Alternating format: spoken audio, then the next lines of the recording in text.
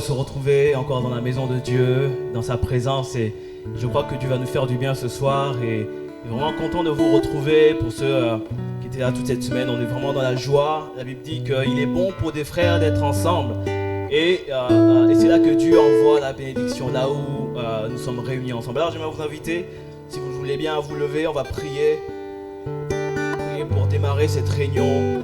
Et avant juste de prier, j'ai juste un passage comme ça que j'aimerais nous donner en préambule et qui va nous aider à aller dans ce moment de prière. Et ce passage se trouve dans le livre de Jérémie, chapitre 29, versets 11 à 13, où il est dit « Car je connais les projets que j'ai formés sur vous, dit l'Éternel, projets de paix et non de malheur, afin de vous donner un avenir et de l'espérance. Vous m'invoquerez, verset 12, et vous partirez, vous me prierez et je vous exaucerai. Vous me chercherez et vous me trouverez si vous me cherchez de tout votre cœur. » Amen. Il est dit, vous me chercherez et vous me trouverez si vous me cherchez de tout votre cœur. C'est vraiment le désir de mon cœur, de notre cœur ce soir, que quelqu'un aille chercher le Seigneur. Amen. La Bible dit que je connais les projets que j'ai pour toi, mais toi, va chercher le Seigneur pour qu'il te révèle des choses cachées, des choses que tu ne connais pas. Il y a des choses que tu désires, il y a des choses que Dieu te met dans ton cœur, et tu sais qu'il y a des choses qui manquent aussi à ta vie. La Bible nous dit que c'est en Jésus-Christ, en Dieu, que tu peux trouver cela. Alors ce soir, je t'encourage vraiment à aller chercher le Seigneur. Il est dit, vous m'invoquerez et vous partirez, vous me prierez et je vous exaucerai si vous me cherchez de tout votre cœur. Amen. Est-ce qu'on peut prier dans ce sens-là ce soir en disant, mon Dieu, je te remercie vraiment, car tu es déjà là, car tu es présent parmi nous. Et Seigneur, merci car tu nous appelles à te chercher. Et alors que nous te cherchons, nous avons l'assurance que nous allons te trouver ta volonté, trouver ton amour, trouver le pardon, Seigneur, trouver une réconciliation. Merci pour ta grâce et pour ta présence. Merci, Seigneur, pour l'œuvre que tu veux faire encore ce soir. Nous t'invitons à prendre la première place, à agir comme tu le veux. Merci car tu es là où 2 ou 3 sont réunis en ton nom. Et mon Dieu, je suis dans la joie de ce que tu veux encore accomplir, une œuvre nouvelle, une œuvre puissante dans nos vies. Seigneur, quelle joie, quel privilège de nous retrouver ici, Seigneur, dans ta douce présence. Et je me réjouis, Seigneur, car dans ta présence, Seigneur, se trouve la liberté, se trouve la guérison, se trouve la restauration. Et je crois qu'en ce lieu, maintenant, tu viens restaurer quelqu'un. À celui qui est là et qui est fatigué, tu renouvelles des forces. À celui qui a besoin d'être restauré, d'être transformé. Seigneur, dans ta présence, tu viens nous transformer. À celui qui est là et qui a besoin de consolation, qui a besoin de pardon, tu viens et tu restaures, Seigneur mon Dieu, la relation, et tu viens pardonner à celui qui t'invoque, à celui qui regarde à toi. Je te dis merci vraiment, car dans ta présence, on peut trouver tout cela. Et c'est pourquoi nous voulons te chercher, Seigneur. Nous voulons te prier, Seigneur. Nous voulons t'invoquer, Seigneur, toi qui es déjà là, toi qui es déjà présent, Seigneur. Merci encore de répandre ton esprit en ce lieu, Seigneur, un esprit de consolation, un esprit de restauration, un esprit qui vient libérer le corps, l'âme et l'esprit.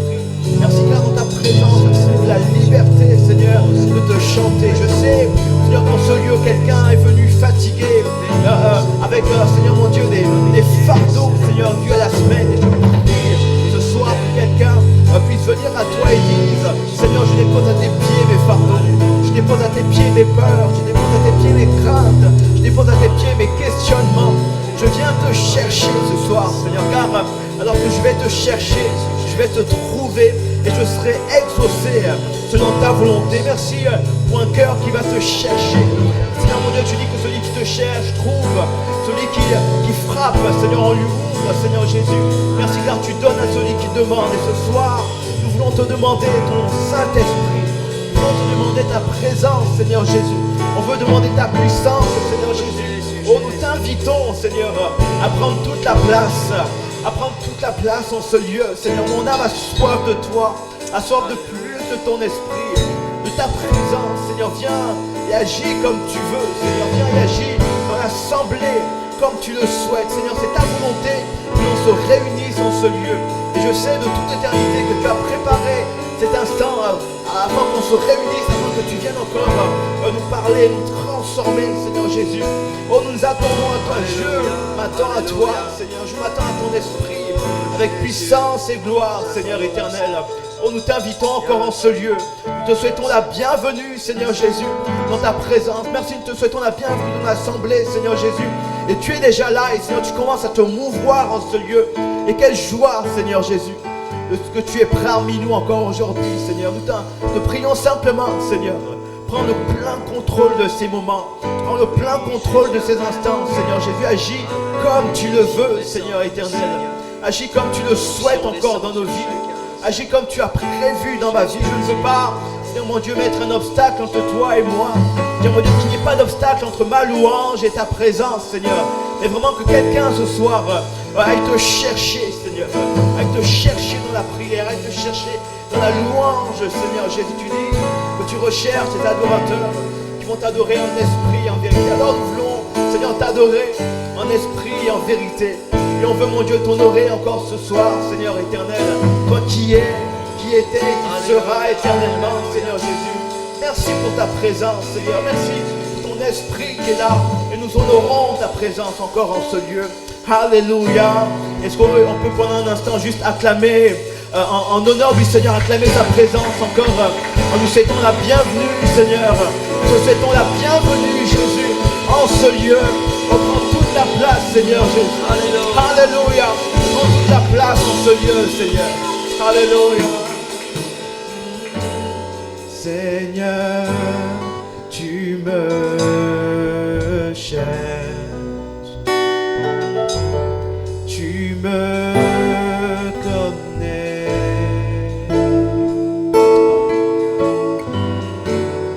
Et si je t'oubliais, je sais que tu m'aimes. Je sais que tu m'aimes. Ta sainte présence, ta sainte présence, elle m'environne. Elle m'environne. Oh oui, à chaque mot, je sais que tu m'aimes. Proclame-le par la foi, dis-lui. Je sais que tu m'aimes. Et lui, ce soir, Seigneur, tu me cherches, Seigneur. Oui. Seigneur, tu me cherches, tu me connais. Merci, Seigneur, car tu me cherches encore ce soir. Oh oui, amen. Si je t'oubliais, oh je sais que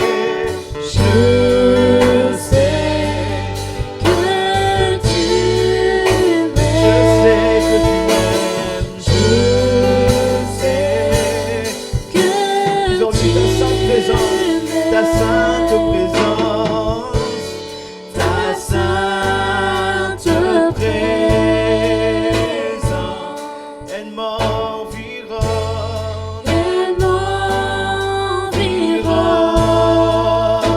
Alléluia, Seigneur, merci pour ta présence. À chaque mot, et je le sais, je sais que tu m'aimes. Je sais que tu m'aimes. Je sais que tu m'aimes. Maintenant je viens à la croix devant toi. À la croix je me prosterne, où ton sang coula pour moi. Aucun amour n'est plus grand. Merci Seigneur, alors tu es plus que vainqueur. Tu as gagné sur la mort,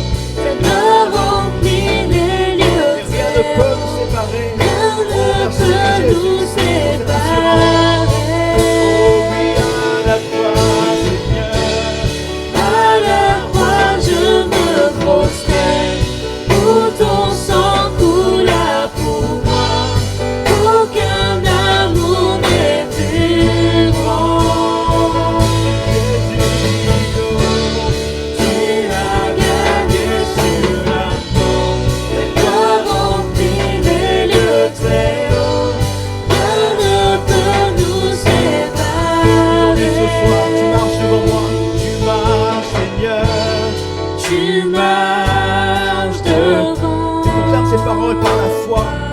Alléluia, il marche à côté de toi. Tu gardes. Merci Seigneur. L'assurance que nous avons que tu nous gardes entre tes mains. Oh Seigneur, Ta main me soutient. oh je sais Que tu que tu m'aimes, je sais. Alléluia. On va le redire ensemble par la foi. Tu marches devant moi, Jésus. Tu marches devant moi. Et tu gardes mes pas, Seigneur, de mes ennemis. Tu gardes mes pas. Et ta main, Seigneur, tu gardes ma vie entre tes mains. Oh oui, oh Ta main me soutient. je sais Que tu Alléluia. Je sais que tu m'aimes. Je sais que tu Alors je viens à la croix me prosterner. Oh. à la croix je me prosterne. Tout ton sang coula pour moi. Aucun amour n'est plus grand. Merci Jésus. Tu l'as gagné sur la Ta gloire remplit remplit les lieux ce lieu maintenant, Jésus. Rien ne peut nous séparer. À la croix je me prosterne. À la croix je me prosterne. Pour ton sang coula pour moi. Aucun amour n'est plus Car tu es vainqueur, grand. Seigneur, sur toutes les choses. Oh Tu as gagné sur la mort. Ta main remplit les lieux très hauts. Rien ne peut nous Et tu séparer. déchires le voile, tu déchires le voile. Alléluia. Traces un chemin. Tu as, Seigneur, car Tu as tout accompli. tu déchires le voile, Tu déchires le voile. et tu traces un chemin pour nous ce soir. Un chemin. Oh, car Tu as tout accompli. tu déchires le voile. Tu traces un chemin pour celui qui n'a pas de chemin, Seigneur, à celui qui est dans le désert ce soir. Oh, tu donnes une directive, une direction, Seigneur. Oh, tu déchires le voile. Tu traces un chemin. Car Tu as tout encore une fois, accompli. tu déchires le voile. Déchire le voile. Tu traces un chemin. Car tu as tout Alléluia. accompli. Tu déchires le voile. Déchire le voile. Tu traces un chemin. Car tu as. Et pendant que la louange continue, j'aimerais inviter quelqu'un qui est dans un désert ce soir spirituel. J'aimerais t'inviter à commencer à proclamer par la foi, Seigneur. Seigneur, tu as un chemin pour moi. Dis-lui par la foi, Seigneur, tu as un avenir et de l'espérance, Seigneur, pour moi. Oh, tu déchires le voile. Merci, Seigneur. Des promesses qui se renouvellent chaque matin. Et même dans le désert, mon Dieu, mets en place un oasis, Seigneur. Tu viens restaurer mon âme. Tu déchires le voile. Alléluia, merci pour tes promesses, Seigneur. Oui, amen. Et ma vie est dans tes mains, car tu as tout accompli. Oh, tu déchires le voile. Merci, Seigneur. Oh, tu renouvelles en nous, Seigneur, l'espérance. Tu renouvelles dans la vie de mon frère, de ma soeur ce soir. L'espérance. Oh oui, tu déchires le voile. Merci, Seigneur, pour tes promesses. Oh, tu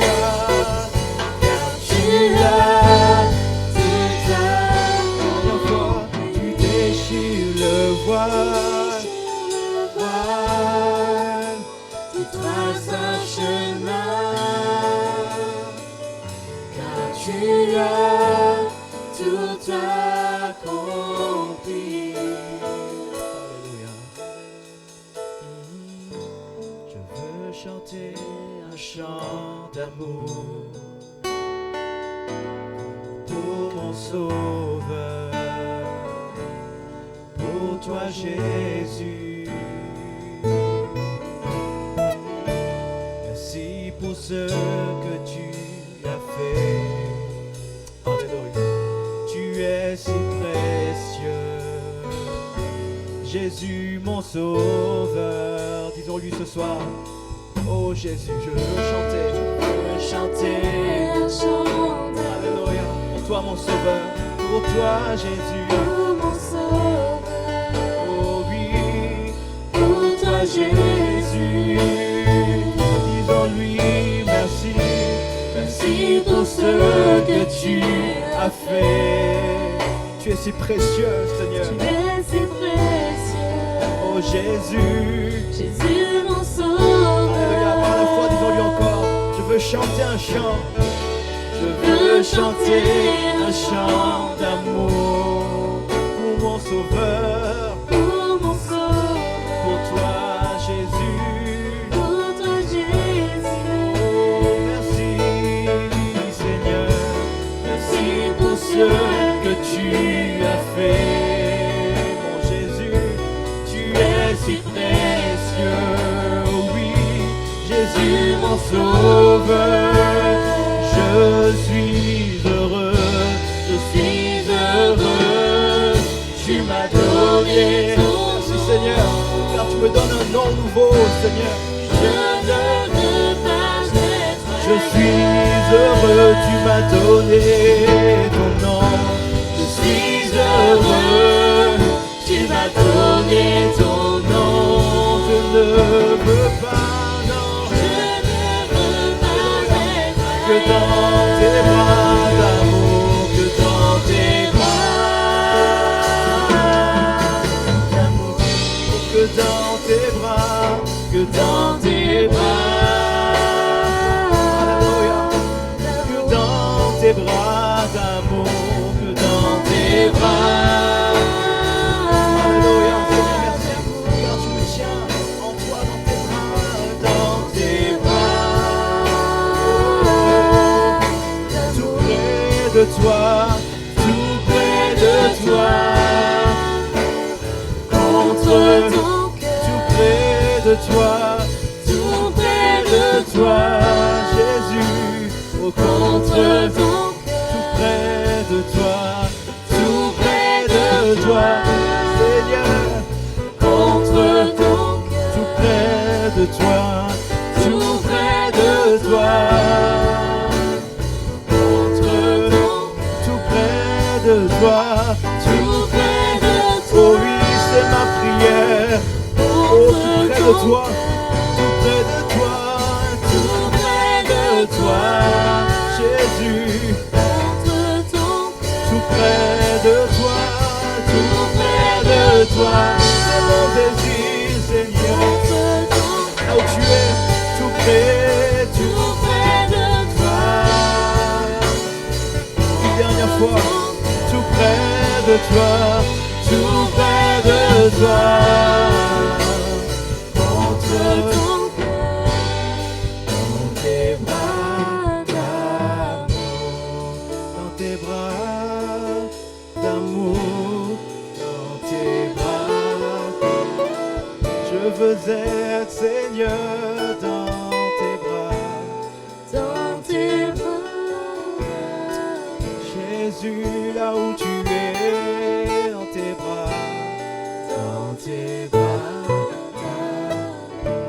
Alléluia, alléluia. Merci Jésus. Merci pour ton amour, Seigneur éternel. Merci pour ton amour, Seigneur, qui m'appelle, Seigneur, à revenir à toi. Merci pour ton amour qui me rappelle que je ne suis pas tout seul, Seigneur. Que tu es avec moi tous les jours. Et j'aimerais te dire à toi, mon frère, que tu n'es pas tout seul. Dieu est là et qu'il est avec toi tous les jours. Et peut-être qu'aujourd'hui, tu te sens loin, loin. Loin parce que tu as fait, tu as été trop loin. Le Seigneur est capable de te ramener de là où tu es dans ses bras d'amour et il t'aime ce soir. Alléluia, Alléluia. Merci Seigneur pour l'amour que tu répands en ce lieu par ton esprit maintenant. Dans un cœur qui est là et qui a soif de toi. Et qui crie à toi comme un enfant, Seigneur, qui a besoin de son papa. Merci car tu dis à tes enfants que tu es avec eux tous les jours, Seigneur. Alléluia. Est-ce qu'on peut, si vous le souhaitez, ce soir lever nos mains et commencer à lui dire merci Jésus. Si tu peux, je t'invite à lever tes mains et commencer à le célébrer. Et commencer à lui dire merci Jésus. Car tu m'aimes Seigneur. Car tu m'aimes Jésus. Car tu m'aimes Seigneur. Alléluia. Jésus. Son amour est grand. Comme un ouragan, il nous entoure. Comme le vent, il souffle sa grâce sur nous. Jésus, comme le soleil, il réchauffe mon cœur. Quand je suis seul et quand je suis triste et je réalise combien il est merveilleux, combien il nous aime plus que sa vie, son amour est grand. Comme un ouragan, il nous entoure. Comme le vent, Il souffle, sa grâce sur tu nous dis que tu nous aimes en ce lieu, comme le soleil, il réchauffe mon cœur. quand je suis seul et quand je suis triste et je réalise combien il est merveilleux. Alléluia. Plus que sa vie, oh, oh, oh. Il nous aime tellement, tu nous aimes Seigneur. Et il t'aime mon frère, ma soeur ce soir. Oh, il t'appelle à revenir à lui. Oh, oh, oh, oh, oh. Il nous aime tellement, il nous aime. Car tu m'aimes, Seigneur. Alors chantons ensemble encore une fois. Et son amour est grand. Oh, son amour est grand. Oh oui, comme un ouragan, il nous entoure. Comme le vent, il souffle sa grâce sur nous. Oh, comme le soleil, il réchauffe mon cœur. Quand je suis seul et quand je suis triste et je réalise combien il est merveilleux, combien il nous aime plus que sa vie. Oh, oh, oh. Il nous aime tellement, il nous aime tellement, tu nous aimes, oh, oh, oh, oh.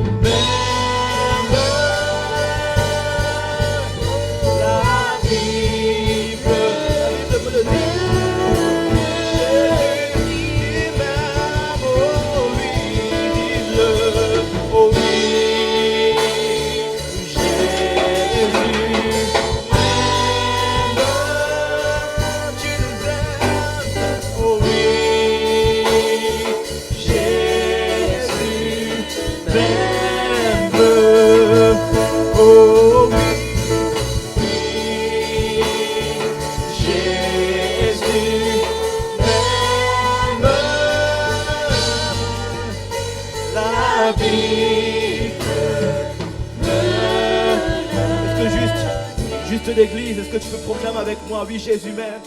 Oh oui, oh oui. Jésus. Alléluia. Alors que tu chantes, crois-le par la foi qui t'aime. Alors que tu as demandé pardon, alors que tu es revenu à lui, alors que tu le sers de tout ton cœur, crois que Jésus t'aime. Oh oui, il t'aime plus que tout. Il a donné sa vie. La Bible, la Bible, la Bible. Alléluia. On veut proclamer par la foi ces paroles que Jésus m'aime. Oh oui.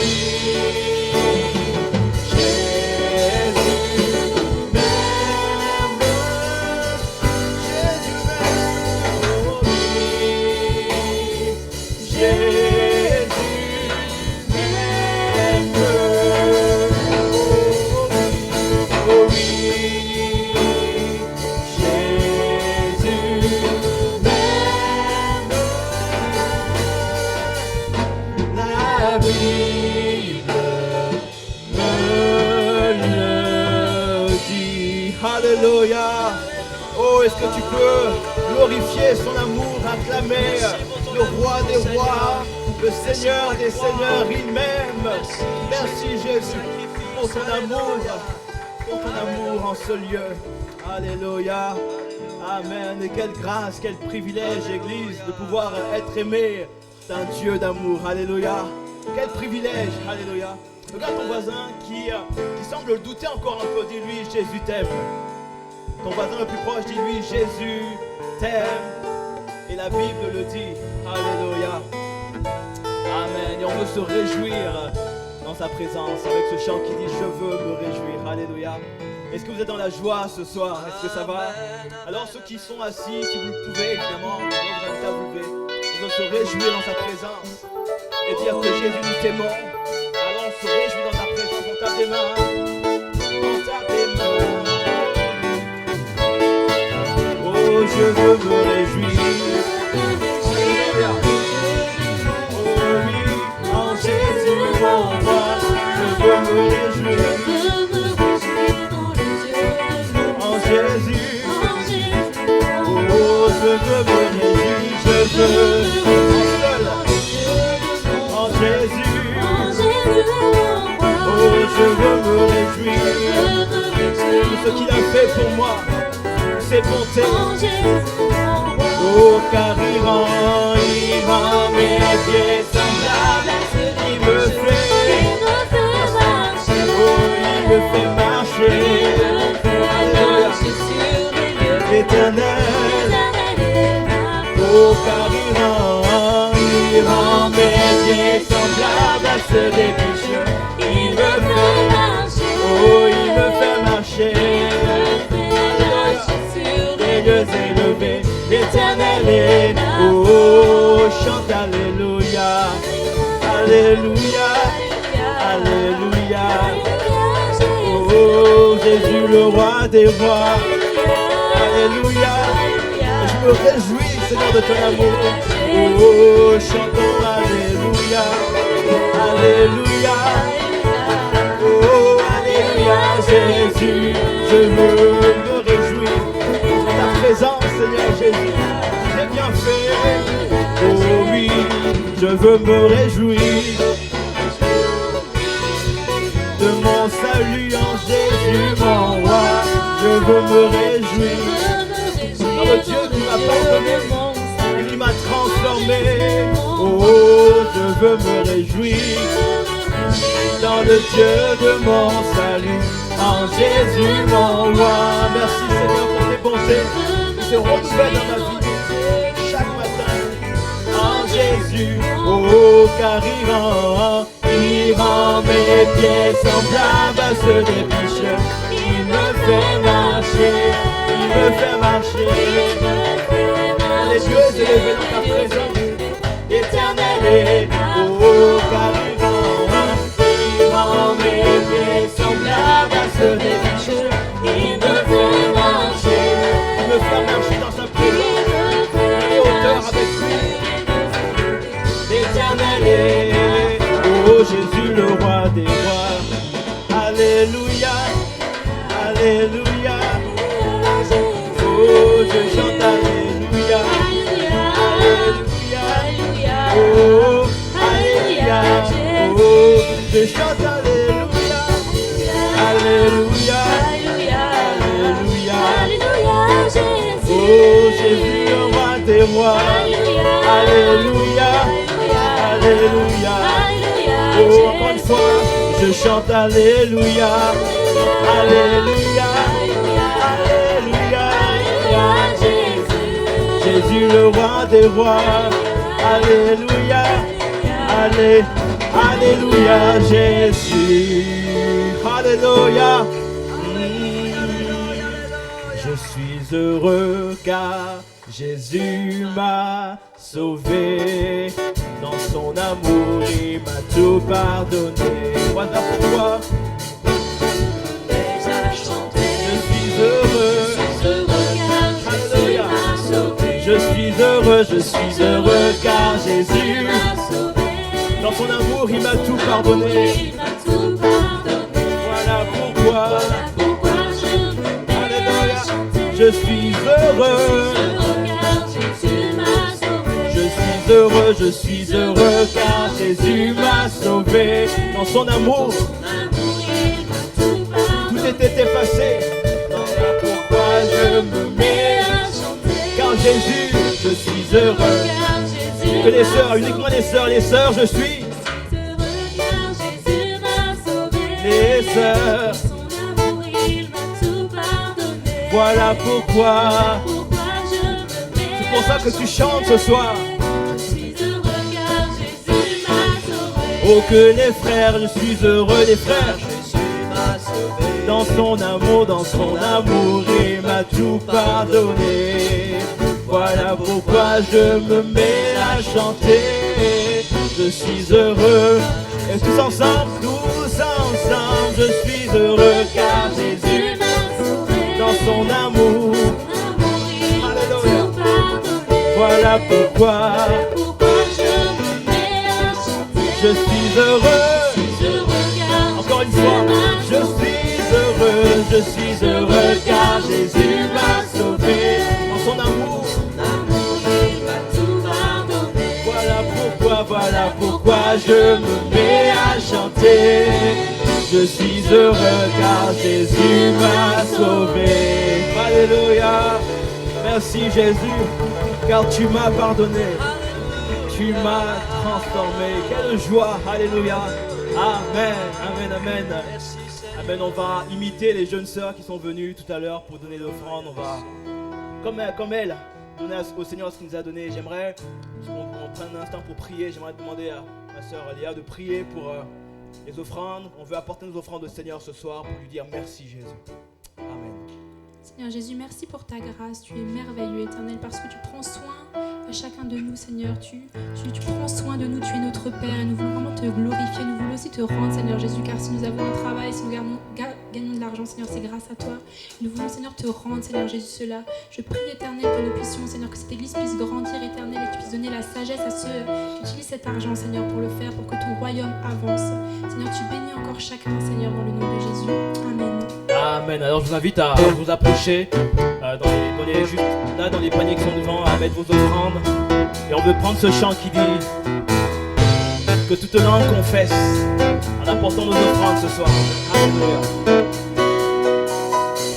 Oh, tout genou fléchisse, tout genou fléchisse, toute langue confesse que Jésus Jésus-Christ est Dieu à jamais. Il est roi des rois, Seigneur des seigneurs. Jésus-Christ est Dieu à jamais.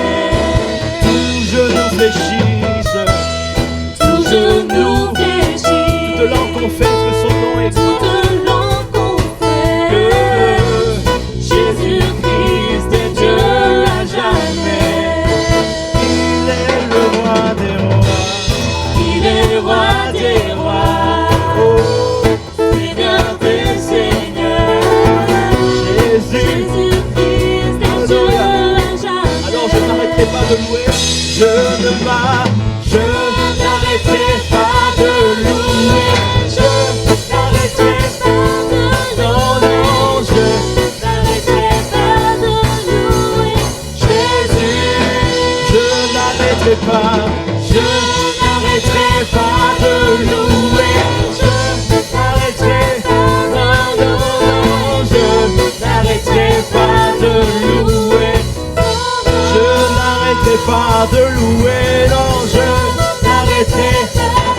Alléluia. Je n'arrêterai pas de célébrer ta bonté, de dire combien tu es bon, Jésus. Je n'arrêterai pas, non, non, non. N'arrêterai pas de louer. Je n'arrêterai pas de louer. Merci Seigneur pour tes promesses, tes bontés. Alléluia. Jésus, alors je te donne ma vie. Je te donne ma vie. Je te donne ma vie. Jésus, Jésus, je te donne ma vie. Je te donne ma vie. Je te donne ma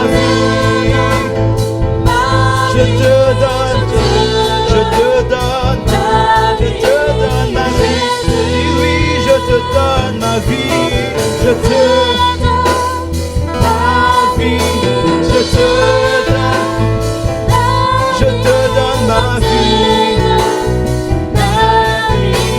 Jésus, je te donne ma vie. Je te donne ma vie. Je te donne ma vie, Jésus. Une dernière fois, je te donne ma vie, Jésus.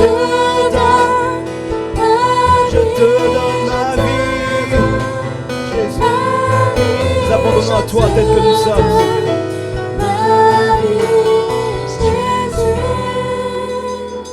Alléluia, Seigneur, c'est ce que nous voulons faire, Seigneur.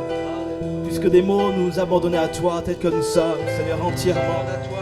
Merci pour ton esprit qui est là. Seigneur, tu nous invites et tu nous appelles à te chercher.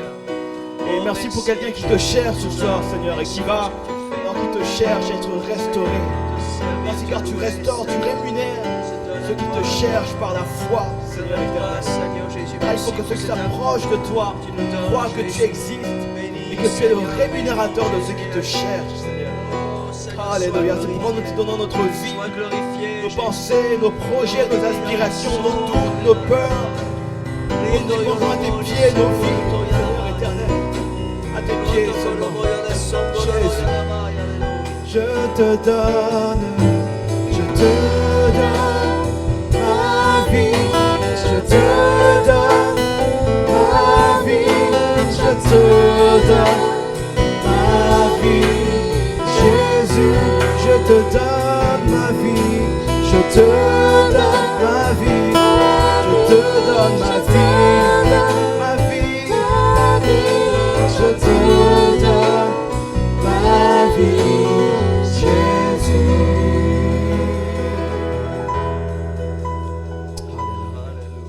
Merci Jésus. Merci Seigneur, car tu es présent ici, Seigneur. Alléluia, tu es présent et nous bénissons ta sainte présence aujourd'hui. Merci car dans ta présence, tu viens restaurer nos âmes, Seigneur. Ta douce présence fait du bien à nos âmes ce soir.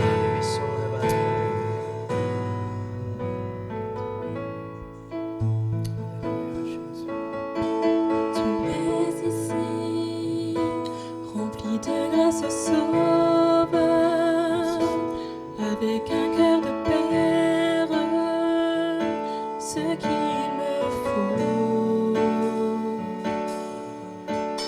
Tu es ici, avec tes mains pour guérir, et la puissance de l'Esprit, ce qu'il me faut. Tu es ici, rempli de grâce sauveur, avec un cœur de père, ce qu'il me faut. Tu es ici, avec tes mains pour guérir, et la puissance de l'Esprit, ce qu'il me faut. Je prononce, et quand je prononce ton nom, toute chair se brise. Je sais que tu peux tout faire, Jésus, juste le son de ton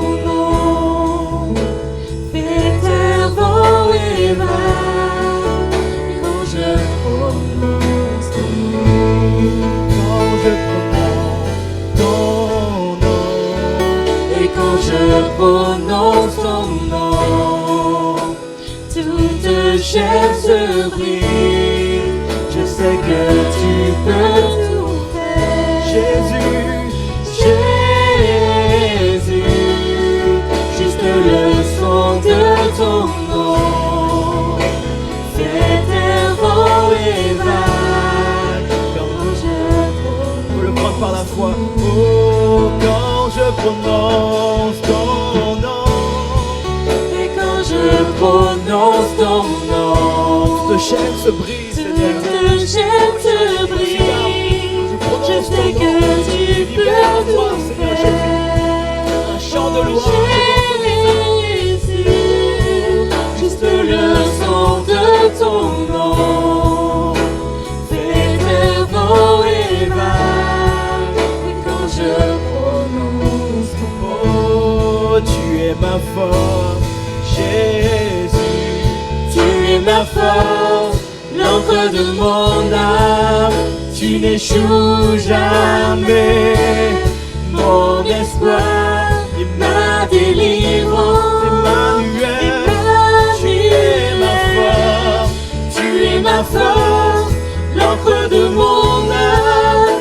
Tu n'échoues jamais, Jésus, mon espoir et ma tu es délivrance. Emmanuel, tu es ma force. Tu es ma force, l'encre de mon âme. Tu n'échoues jamais, mon espoir Et ma délivrance. Emmanuel, Tu es ma force, l'encre de mon âme. Tu n'échoues jamais, mon espoir ma délivrance. Emmanuel, ma force. Oh, Tu es ma force, l'encre de mon âme. Tu n'échoues jamais, mon espoir et ma délivrance. Emmanuel, Alléluia. ma force. Oh, levons les mains vers l'encre le de Seigneur ce mon soir. âme. Oh Tu Seigneur n'échoues Jésus, tu jamais, n'échoues jamais. Alors Seigneur, je me confie mon en toi. espoir. Je me repose en toi, Seigneur.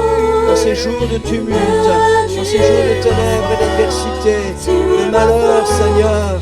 Oh Seigneur, nous sommes au creux de ta main. Nous reposons, Seigneur, en toi, Jésus.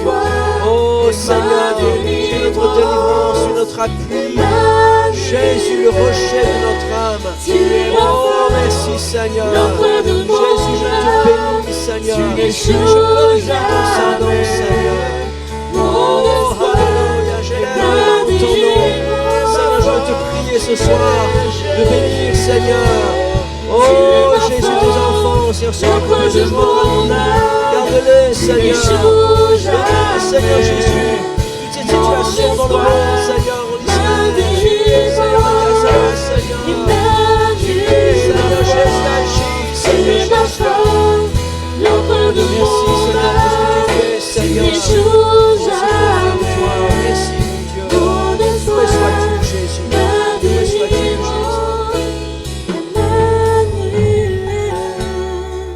Alléluia, acclamons le Seigneur parce qu'il est notre soutien. Il est celui sur qui nous pouvons compter en tout temps. Alléluia. Alléluia. Alléluia. Qu'il est bon de célébrer le Seigneur. Amen. Ce soir, on a une pensée ce soir. Tous ceux qui n'ont pu se joindre à nous, plusieurs étaient aujourd'hui à portes ouvertes, un rassemblement et on les bénit. Amen. Et on prie c'est pour toutes les situations dans le monde. Et j'aimerais que nous puissions toujours avoir à cœur, amen, toutes ces situations à Gaza, en Israël, et aussi partout là où il y a des conflits, mais particulièrement là-bas, qui est celui d'une poudrière pour le monde. Et il y a des nouvelles qui nous parviennent d'églises, de frères, de sœurs qui sont sous les bombes. Et on veut prier que le Seigneur agisse et garde ses enfants. Amen.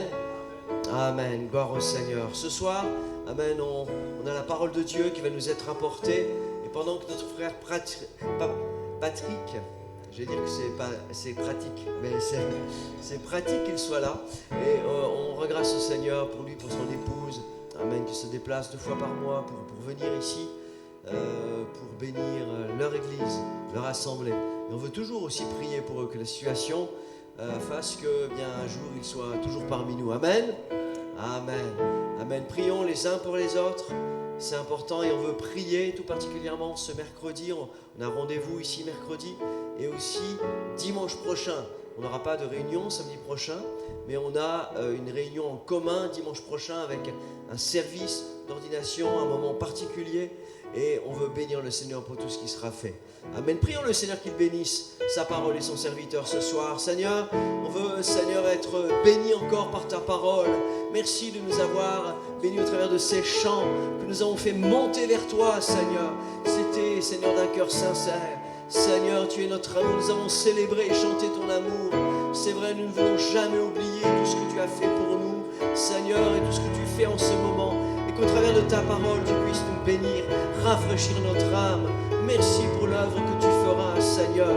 On s'appuie sur toi plus que jamais, Seigneur. Plus que jamais, nous nous attendons à toi. Que ton nom soit loué, Père. Amen, amen, amen.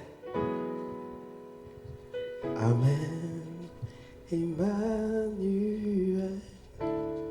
tu es ma force, l'encre de mon âme. Tu n'échoues jamais, mon espoir, ma délivrance. Emmanuel,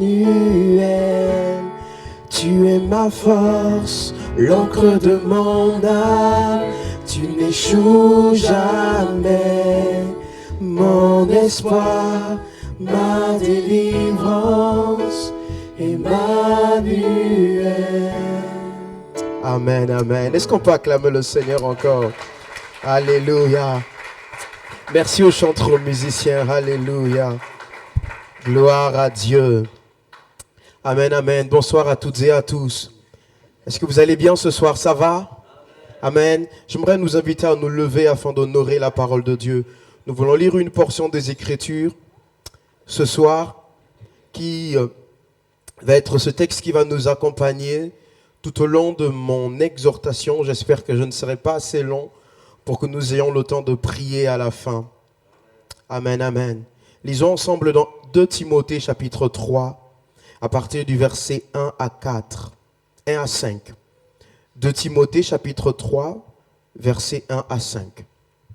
La Bible dit: sache que dans les derniers jours, il y aura des temps difficiles, car les hommes seront égoïstes, amis de l'argent, fanfarons, hautains, blasphémateurs, rebelles à leurs parents, ingrats, irréligieux, insensibles, déloyaux, calomniateurs, intempérants, cruels, ennemis de gens de bien, traîtres, emportés, enflés d'orgueil, aimant le plaisir plus que Dieu, ayant l'apparence de la piété, mais régnant ceux qui ont fait la force. Éloigne-toi de ces hommes-là. Amen. Vous pouvez reprendre votre place ce soir. Comme d'habitude, je suis content de pouvoir vous apporter cette courte exhortation ce soir. Et je prie qu'au travers de cela, que nous soyons bénis. Amen.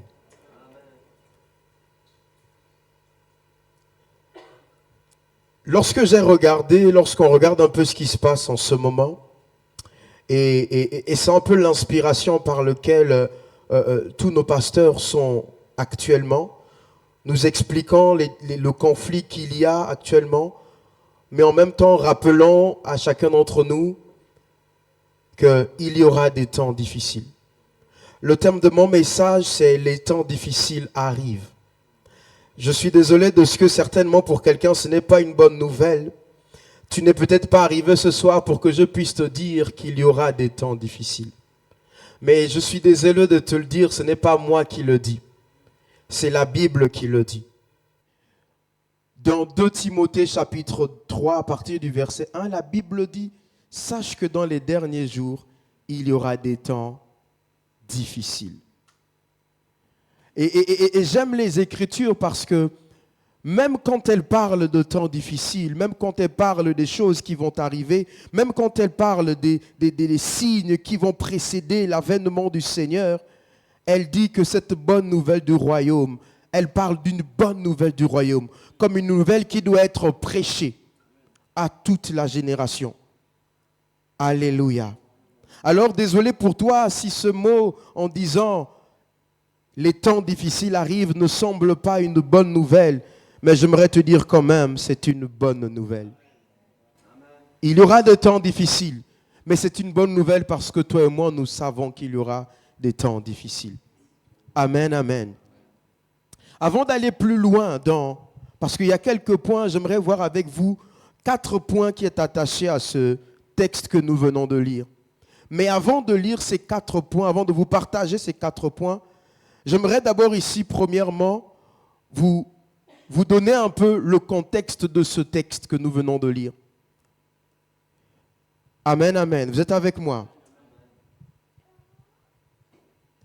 La première chose que l'on voit dans ce texte-là, dans son contexte, ici, c'est que, premièrement, cet épître fait partie de la seconde adressée à Timothée. C'est-à-dire que c'est l'apôtre Paul qui écrit son second épître à Timothée.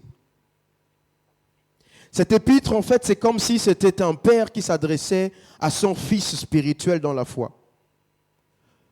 Et ici, il faut comprendre que Paul et Timothée, ils avaient une relation particulière.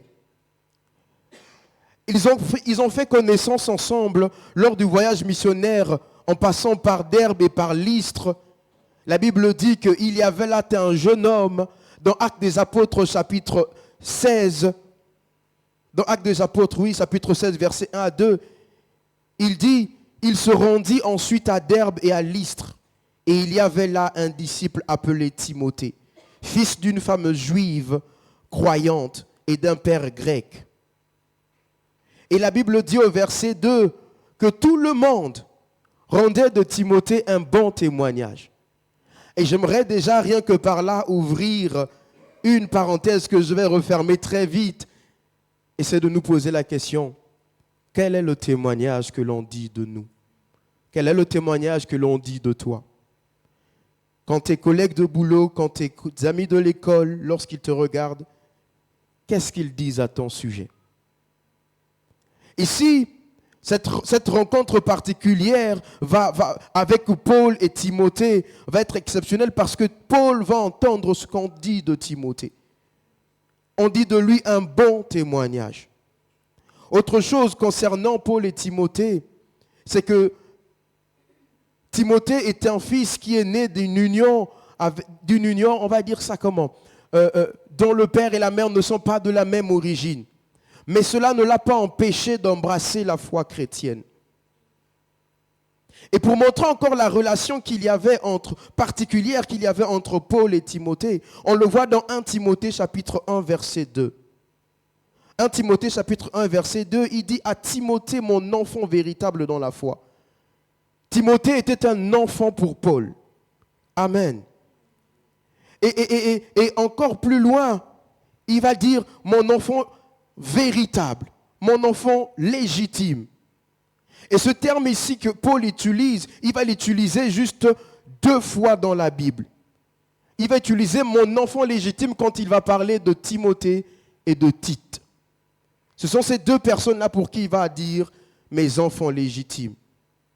Dans 2 Timothée chapitre 1 verset 2, la Bible dit que Paul appelle Timothée mon enfant bien-aimé. Et dans 1 Corinthiens chapitre 4 verset 17, il ne se gêne pas de présenter la place particulière que Timothée a dans son cœur. Il dit, pour cela, je vous ai envoyé Timothée, qui est mon enfant, bien-aimé et fidèle dans le Seigneur. La relation donc de Paul et Timothée, elle est particulière. Elle est particulière. C'est une relation entre un père et un fils. Deuxième chose attachée à ce texte que je voudrais lire avec vous, c'est que le premier et le deuxième épître de Paul à Timothée est souvent appelé l'épître de la prison ou l'épître de la captivité. C'est-à-dire, pour la petite histoire, Paul a connu 2 ans de prison à Césarée de Philippe. Et des théologiens s'accordent à dire que c'est là qu'il a écrit les épîtres aux Éphésiens, les épîtres aux Philippiens, aux Colossiens et Philémon. Ils disent que c'est là que c'est pendant cet épisode d'emprisonnement, entre l'an 60 et l'an 62, qu'il a écrit ces épîtres-là. Et puis plus tard, alors qu'il a été, on va dire ça comme ça, semi-libéré, alors qu'il était, aujourd'hui l'expression qu'on n'utilise plus, c'est un résident surveillé à Rome, certains disent que c'est là qu'il a probablement écrit le second épître de Timothée. Amen, amen. Troisième point attaché à ce texte que nous venons de lire, c'est que cet épître a sûrement été écrit aux alentours de l'an 62 avant Jésus-Christ. Et qu'il est probablement, selon les théologiens, le dernier épître écrit par l'apôtre Paul. Pourquoi je dis cela? Parce que contrairement aux autres contenus qui se trouvent dans les autres épîtres, par exemple, vous voyez quand il écrit aux Philippiens, dans Philippiens chapitre 1, verset 25, il va dire ceci. Il dira, je suis persuadé de cela. Je sais que je resterai et demeurerai avec vous tous, pour votre progrès et votre foi. Pour votre progrès et votre joie dans la foi. Donc ici, à l'épître aux Philémon, il leur donne encore, il dit encore, certainement on se verra encore. Dans l'épître aux Philémon, chapitre 1, dans Philémon, chapitre 1, verset 22, la Bible dit, en même temps, alors que Paul est en train de parler à son compagnon, il lui dit en même temps, prépare-moi un logement, car j'espère vous être rendu, grâce à vos prières. Donc, le contenu, en fait, pourquoi je dis que ce texte de 2 Timothée semble être le dernier épître que l'apôtre Paul a écrit, parce que quand on regarde le contenu des autres épîtres, on voit le désir de Paul de revoir les chrétiens qui sont dans les églises dans lesquelles il y a Philippiens et Philémon. Mais contrairement quand il écrit à la seconde épître de Timothée, il dira dans 2 Timothée chapitre 4 verset 6, écrivant à son fils, et il dira, pour ma part, en effet, je suis déjà comme sacrifié, et le moment de mon départ est approché. Et le moment de mon départ approche. Dans la version Parole de vie, la Bible dit, pour moi, voici le moment où ma vie va être offerte à Dieu comme un sacrifice. Et il va rajouter cette précision vraiment qui est très parlant dans Parole de vie. Il dira à la fin, je vais bientôt mourir.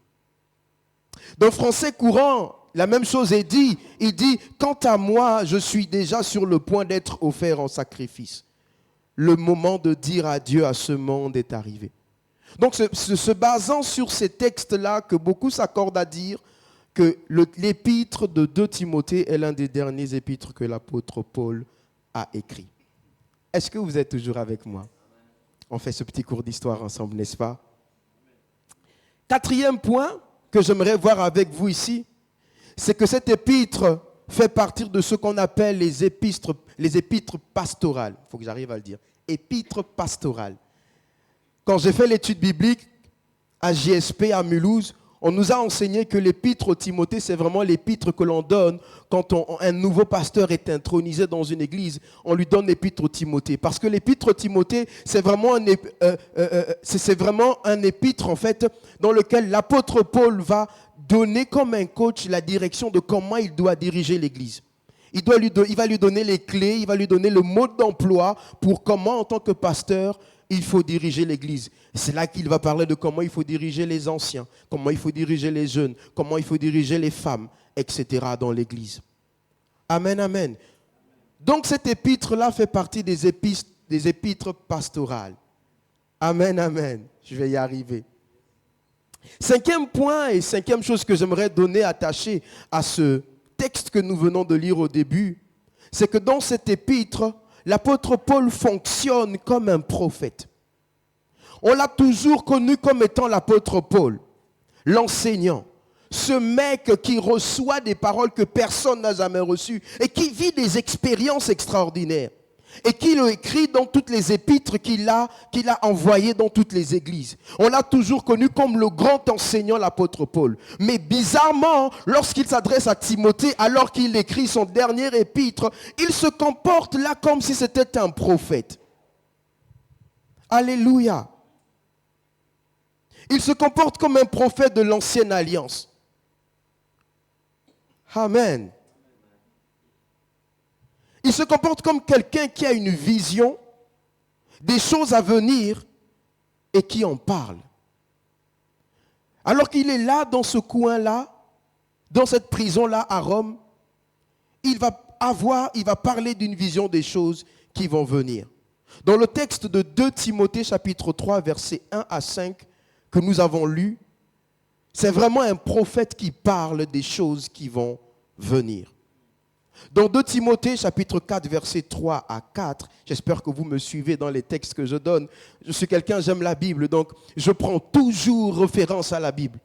Amen, amen. Comme ça, on est sûr que ce que je dis, ça ne vient pas de moi, mais que ça vienne toujours de la parole de Dieu. Dans 2 Timothée chapitre 4 versets 3 à 4, toujours comme un prophète, il dit à son fils Timothée, car il viendra un temps où les hommes ne supporteront pas la sainte doctrine, mais ayant la démangeaison d'entendre des choses agréables. Ils se donneront une foule de docteurs selon les propres désirs, détourneront l'oreille de la vérité et ils se tourneront vers des fables. Paul, tu n'es pas encore dans le futur, mais comment tu sais ce qui va se passer dans le futur? J'aimerais dire à quelqu'un qu'avec Dieu, avec le Dieu de la Bible, il est possible de connaître le futur même en étant dans le présent. Amen, amen. Avec le Dieu de la Bible, il est possible de connaître le futur en étant dans le présent. Quand je lisais ce texte, je faisais cette prière-là et je disais, Seigneur, suscite s'il te plaît des ministères prophétiques, des personnes qui seront ici dans cette église et qui pourront nous dire les choses à venir avant qu'elles ne viennent. Amen, amen. Qui n'a pas envie de cela? Dans le texte que nous avons lu, voici quelques vérités encore qui s'attachent à ce que nous avons lu. La première vérité, c'est que Paul est au courant au présent des choses, comme je l'ai dit, au présent des choses futures, avec une grande précision. Paul est au courant de ce qui va se passer avec une grande précision. Non seulement il est au courant, mais il en parle. Il en parle avec assurance. Il en parle avec certitude, il en parle avec conviction. Et ce n'est pas des fables. Ce qu'il dit est réel. Dans 2 Timothée chapitre 3 verset 1, il dira à son fils, sache que dans les jours futurs, il y aura des temps difficiles. Remarquez qu'ici, Paul ne dit pas qu'il y aura peut-être des temps difficiles. Il ne dit pas non plus qu'il est possible qu'il y ait des temps difficiles. Il ne dit pas ici qu'il y aura beaucoup de chances qu'il y ait des temps difficiles. L'apôtre Paul donne avec exactitude, avec conviction et assurance qu'il y aura des temps difficiles. Dans la version parole de vie, la Bible dit, quand il parle à Timothée, il dit à Timothée, tu dois savoir que dans les derniers jours, il y aura des temps difficiles. La version français courant dit, rappelle-toi bien que dans les derniers jours, il y aura des temps difficiles. Maintenant, vous comprenez pourquoi moi je prie et je demande à Dieu, je dis, Seigneur, quand je lis ce texte et je me dis, dans les derniers jours, il y aura des temps difficiles, je dis, Seigneur, suscite des hommes et des femmes qui seront là pour nous prévenir quand il y aura des temps difficiles. Dans Genèse chapitre 49, à partir du verset 1, c'est Jacob qui réunit ses fils. Et Jacob va dire ceci, alors qu'il demande à ses fils de se rassembler. Il dit, je vais vous dire ce qui va arriver dans les temps qui viennent. Seigneur, suscite des hommes dans cette église qui vont nous dire des choses qui vont arriver dans les temps qui viennent. On en a besoin. On en a besoin. J'ai pris cet exemple-là ici. Je regardais dernièrement un culte à Mulhouse. Et alors que je regardais ce culte à Mulhouse, quelqu'un faisait le témoignage et ils ont une vidéo là-dessus d'un culte qui était passé, dans lequel un homme, vous savez, à Mulhouse, généralement, pendant des temps de prière, il se lève, pour ceux qui sont déjà allés, et puis des personnes viennent au micro et commencent à prophétiser, commencent à donner des paroles de connaissance. Et ce jour-là, en plein culte, le Seigneur inspirait une personne et qui a commencé à donner des paroles à l'église de Mulhouse. Et cette personne disait, Église, il y aura des temps difficiles qui vont arriver. Vous allez connaître, vous allez connaître des grands troubles. Vous allez connaître des moments où vous allez être secoués. Mais ne vous inquiétez pas, je serai avec vous. Ma main sera avec vous. Et sans qu'on ne le sache, alors que cet homme-là, il parlait de cela, alors que le Seigneur avait prévenu ses enfants, quelque temps plus tard, lors d'un rassemblement à Mulhouse, comme ils ont pour habitude de le faire, une convention, il se trouve que là, il y a quelques cas qui ont la Covid. Et ces quelques cas contaminent tout le monde. Et à partir de ce moment, l'église de Mulhouse devient, pour certains, la porte par laquelle le Covid est rentré en France et qui a été déployé. Et quand vous écoutez le pasteur Samuel, et je vous encourage à aller l'écouter, ce témoignage, déjà, ils n'étaient pas prêts, mais ils avaient la conviction que le Seigneur leur avait parlé. Alors à partir de ce moment, le pasteur Samuel va raconter que dès ce moment, il y a eu beaucoup de morts, et vous le savez, il y a eu plusieurs personnes qui sont mortes. Il dira ce témoignage, il dira, on l'appelle aujourd'hui, on lui dit tel est mort alors que lui-même il est malade et on appelle et quelques minutes plus tard on le rappelle encore pour lui dire tel autre vient de mourir, on le rappelle, on dit encore tel autre vient de mourir. Et il pose la question en tant que pasteur, est-ce que vous vous imaginez ce que ça représente quand on vous appelle pour vous dire tel frère est mort. Mais gloire soit rendue à Dieu, mes bien-aimés. Gloire soit rendue à Dieu de ce que cela, le Seigneur avait prévenu par la bouche de ses serviteurs. Amen, amen. Éphésiens chapitre 4, verset 10 à 12 va dire ceci. Éphésiens chapitre 4, verset 10 à 12. Il dit, celui qui est descendu, c'est le même qui est monté au-dessus de tous les cieux, afin de remplir toutes choses. Et il a donné les uns comme apôtres, les autres comme prophètes, les autres comme évangélistes, les autres comme pasteurs et docteurs, pour le perfectionnement des saints en vue de l'œuvre du ministère et de l'édification du corps de Christ. Celui qui est la tête du corps de l'Église, qui est la colonne de la vérité, nous dit qu'il a donné les uns comme apôtres, comme prophètes, comme docteurs, comme pasteurs, pour l'édification du corps de Christ. Celui qui est la tête de l'Église est en train de nous dire que dans cette génération, il faut que le ministère prophétique, pastoral, évangélique reprenne vie. Est-ce que je suis en train de parler à quelqu'un ? Celui qui est la tête de l'Église, il est tellement sage, il sait ce qui est bien pour l'Église, il sait ce qui va créer l'équilibre dans l'Église. Alors il nous dit, pour qu'une Église soit équilibrée, pour qu'elle se prépare bien aux choses qui vont venir, il faut que dans cette Église, ces différents ministères soient là. C'est pourquoi moi je prie et je dis, Seigneur, révèle dans cette Église parce que Dieu peut le faire, des ministères prophétiques. Des personnes qui seront capables, alors que nous sommes dans des temps de louange, de venir prophétiser sur ce que le Seigneur veut faire. Est-ce que vous n'avez pas envie de cela? Moi, je soupire après cela. Dans Amos chapitre 3, verset 7, la Bible dit, « Car le Seigneur l'Éternel ne fait rien sans avoir révélé son secret à ses serviteurs les prophètes. » Oh, ce texte est tellement magnifique parce qu'il dit, il ne fait rien sans avoir révélé ses secrets à ses serviteurs, les prophètes. Il n'a pas dit les pasteurs, il n'a pas dit les évangélistes, bien que je crois qu'il peut aussi le faire. Mais il révèle ses secrets aux prophètes. Amen, amen. Autre vérité attachée à ce texte que nous avons lu ici, c'est que Paul parle à Timothée au sujet d'une période particulièrement difficile. Une période particulière de l'humanité qu'il va appeler les derniers jours. La version Semeur parle de la période finale de l'histoire de ce monde. Quand vous lisez le même texte dans la version Semeur, c'est ce qu'il est écrit. Et si vous le savez déjà, je vais le redire.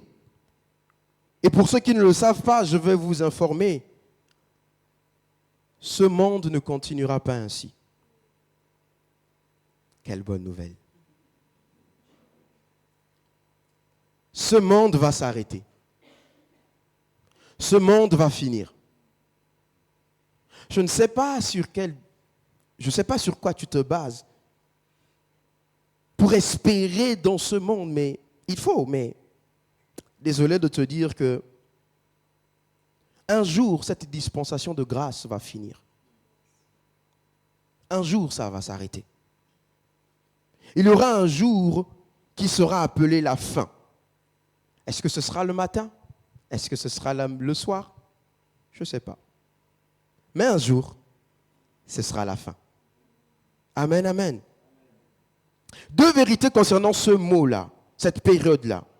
La première, c'est que Jésus en a beaucoup parlé. Jésus en a beaucoup parlé. Dans Matthieu chapitre 13, versets 39 à 49, il dira, dans Matthieu chapitre 13, oui, versets 39 à 49, et puis dans le verset 49 surtout, alors que Jésus est en train de parler de la parabole du blé et de l'ivraie, Jésus lui-même dira la fin du monde. Il parlera lui-même de la fin du monde. Et Jésus en a parlé à 3 reprises dans les évangiles. La première fois, c'est dans Matthieu chapitre 28. On ne va pas dire la première fois, mais l'une des fois. C'est dans Matthieu chapitre 28, un verset que tout le monde connaît. Il dit, lorsqu'il envoie ses disciples, il dit, allez, faites de toutes les nations des disciples. Et il finira, et il ajouta, voici, je suis avec vous jusqu'à la fin du monde. Jésus donc lui-même a parlé de la fin du monde. Ce n'est pas le frère Patrick. Lorsque Jésus il parlait, il savait qu'il y aura un jour où ces choses vont s'arrêter. Dans Matthieu chapitre 24, verset 14, Jésus donne les enseignements des signes qui vont annoncer la fin. Et il dira, cette bonne nouvelle du royaume sera prêchée dans le monde entier pour servir de témoignage à toutes les nations. Alors viendra la fin. Amen, amen. Et nous voyons aujourd'hui qu'avec toute la technologie, c'est exactement ce qui se passe. Aujourd'hui, on n'est plus obligé de marcher comme à l'époque des kilomètres pour que l'évangile atteigne les extrémités de la terre. Grâce à Facebook, YouTube, Instagram, Twitter, tout ce que vous voulez comme réseaux sociaux, l'évangile est en train d'aller aux extrémités de la terre. Amen, amen. Et dans Matthieu, toujours le chapitre 24, Jésus-Christ, parlant des signes des temps de la fin, parle d'une génération particulière en disant que cette génération qui vivra ces choses des temps de la fin, ces signes annonciateurs des choses de la fin, cette génération ne passera pas. C'est-à-dire qu'il n'y aura pas une autre génération après. La génération qui vivra les signes que le Christ a décrits dans Matthieu 24, il n'y aura pas une autre à la fin. Il y aura donc une fin. Sommes-nous dans cette génération? Je ne sais pas. Il y en a certainement d'autres qui savent mieux que moi. Mais j'aimerais dire ici à quelqu'un que tu saches si nous sommes dans cette génération, dans ces temps ou pas. J'aimerais juste dire à quelqu'un, chaque jour, prépare-toi à la rencontre du Seigneur. Parce que les temps dans lesquels nous vivons, la Bible nous dit, les temps seront difficiles. Les temps qui vont arriver seront davantage plus difficiles. On ne sait pas si c'est le matin ou si c'est le soir. On ne sait pas si c'est en pleine journée. On ne sait pas si c'est en plein culte comme ça. Et alors que je vais dire Alléluia et vous répondez pendant que je dis Alléluia et que vous répondez Amen, vous n'avez même pas encore le temps de répondre Amen que tout de suite vous êtes enlevé. Alors j'aimerais simplement dire quelque chose à l'église. Chaque jour, prépare-toi à la rencontre de ton maître. Ce monde nous distrait beaucoup. Ce monde nous distrait beaucoup parce qu'il nous présente. Et c'est le but de l'ennemi. De présenter devant nous un ensemble de choses, de problèmes, de difficultés, de vie sans avenir. Et lorsqu'on regarde à cela, nous sommes comme bloqués, emprisonnés dans cela. Alors qu'on oublie que chaque jour, le Seigneur peut venir. Et que nous, on doit être prêts. Église du Seigneur, chaque jour, prépare-toi à la rencontre de ton Dieu. Ça peut être maintenant, gloire à Dieu. Parce que là, je sais que vous êtes bien disposés. Vous êtes dans la maison de Dieu. Quelle gloire que d'être dans ce cadre-là et de se dire, Seigneur, si tu pouvais revenir, reviens maintenant. J'entends un homme qui n'est pas encore marié, dit, Seigneur, attends d'abord. Mais pour ceux qui sont déjà mariés, qui ont des enfants, qui ont déjà vécu longtemps dans la foi, ils disent, oh Seigneur, si c'est pendant des temps de louange que tu peux venir, quelle gloire. Mais personne ne sait ni le jour ni l'heure. Mais préparons-nous à la rencontre du Seigneur chaque jour. Amen, amen. Amen, amen. Et pourquoi je parle encore de se préparer? Un jour, alors que nous étions en pleine réunion de jeûne, à l'époque, c'était Pasteur Charlie qui était responsable de jeûne. Et on lui posait des questions. Il faut savoir que les jeunes, ils sont doués dans des questions difficiles. Et on a demandé au Pasteur Charlie, qu'est-ce qui va nous montrer que là, c'est la fin? Qu'est-ce qui nous dira aujourd'hui, c'est la fin? Je n'aimerais pas être à la place de Pasteur Charlie à ce moment-là. Mais j'ai beaucoup aimé la réponse qu'il a donnée et je veux lui dire merci parce que cela m'a complètement fait comprendre, mais c'est tellement vrai. Il a été d'une simplicité et permets-moi de prendre l'exemple que tu avais pris, car à César ce qui est à César et à Dieu ce qui est à Dieu. Mais j'avais beaucoup aimé l'exemple qu'il avait pris. Il avait pris l'exemple d'une courbe. Vous voyez ma main?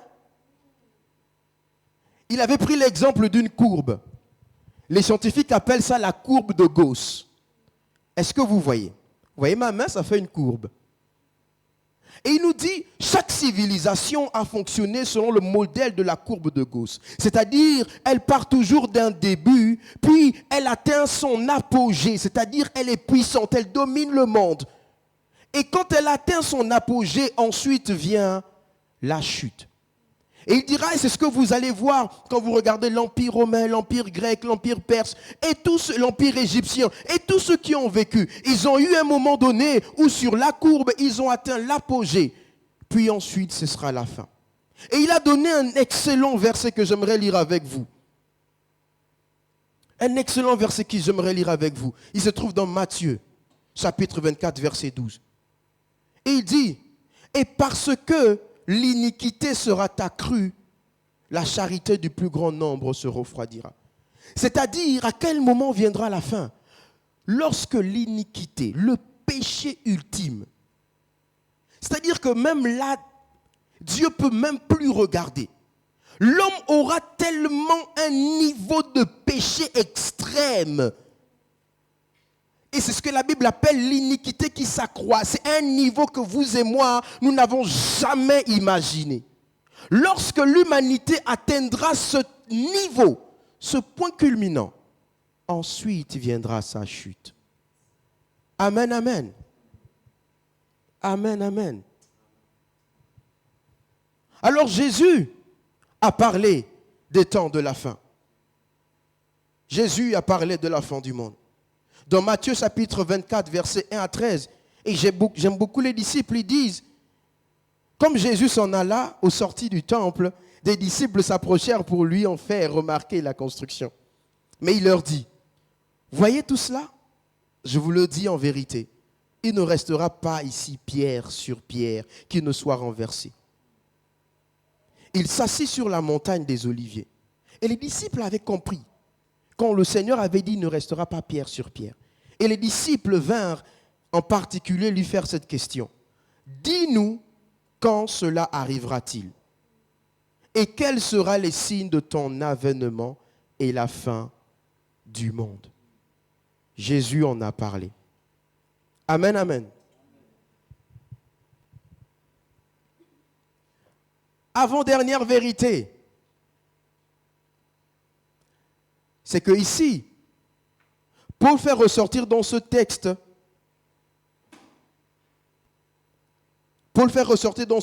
sous cette période d'humanité compliquée, la qualité de vie qui est attachée. Comprenez-moi bien. Il lui dit, Timothée, dans les derniers jours, vous aurez des temps difficiles. Regarde ton frère à côté, dis-lui, dans les derniers jours, il y aura des temps difficiles.